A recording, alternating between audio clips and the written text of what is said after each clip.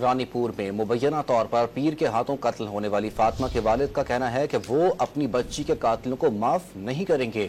मकतूला के वालिद नदीम ने सेशन कोर्ट में बयान जमा कराया था कि इसके बच्ची पर तशद्दुद हुआ।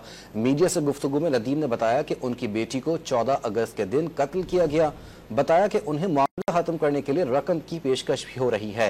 इस सिलसिले में उन्हें किसी ने बताया कि एक स्कूल के मालिक के पास उनकी अमानत पड़ी है। ये अमानत किसने भिजवाई वो नहीं जानते। रानीपुर में मुबैना तौर पर पीर के हाथों कत्ल होने वाली फातिमा के वालिद का कहना है कि वो अपनी बच्ची के कातिलों को माफ नहीं करेंगे। मकतूला के वालिद नदीम ने सेशन कोर्ट में बयान जमा कराया था कि इसके बच्ची पर तशद्दुद हुआ। मीडिया से गुफ्तगू में नदीम ने बताया कि उनकी बेटी को 14 अगस्त के दिन कत्ल किया गया। बताया कि उन्हें मामला खत्म करने के लिए रकम की पेशकश भी हो रही है। इस सिलसिले में उन्हें किसी ने बताया कि एक स्कूल के मालिक के पास उनकी अमानत पड़ी है। ये अमानत किसने भिजवाई वो नहीं जानते।